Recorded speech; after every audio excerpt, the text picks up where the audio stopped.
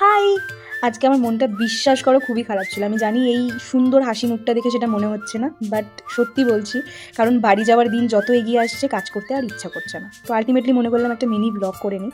কিন্তু হয় না যে মন খারাপ থাকলে সব কিছু আল্টিমেটলি খারাপ হয়ে যায়। সো বাড়ি থেকে বেরিয়ে দেখি এতটাই রাস্তায় জ্যাম লেগে গেছে চারিদিকে যে আমি একটা অটো পর্যন্ত পাইনি, হেঁটে হেঁটে আমাকে অফিস যেতে হয়েছে। এদিকে আমি হাতে এতটা টাইম নিয়েও বেরোইনি। তাহলেই ভাবো দিনটা শুরুই হয়েছে এমনভাবে, তাহলে শেষটা কেমনভাবে হবে? সো মাঝখানে তো ভিডিও করা ভুলেই গেছিলাম, এতটাই হেক্টিক ছিল। জানি না মানে এতটা পেশেন্ট ছিল না, আর এত পেশেন্ট থাকলেও আমার মন এতটা খারাপ থাকে না। বাট স্টিল এটা একটা ইভিনিং টি ব্রেকের ভিডিও ছিল, তখন মনে পড়েছে একটা মিনি ব্লগ করছি আমি।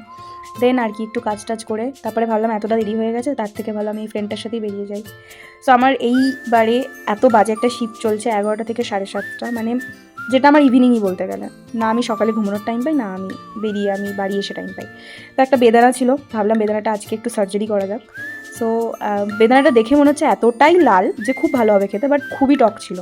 আজকে এইমাত্র একটা কাণ্ড হয়ে গেছে। আমি যখন বেদানা ছাড়াচ্ছিলাম তখন আমার পাশের বিল্ডিংয়ের একটা আন্টি আমাকে কল করেন। তো মানে উনি কল করা মানে উনি কিছু একটা খাবার দেবেন। আমি মনে মনে ভাবছিলাম রাতে কি খাবো। তো তারপরে দেখি উনি ক্র্যাব কারিটা দেন, মানে আমি সত্যি ভাবতে পারিনি। কথায় আছে না, যার শেষ ভালো তার সব ভালো। তাহলে তো বলতেই হবে আজকের দিনটা আমার সত্যিই খুব ভালো। চলো বেদানাটাকে শেষ করি, দেখা হচ্ছে পরের একটা মিনি ব্লগে। টাটা।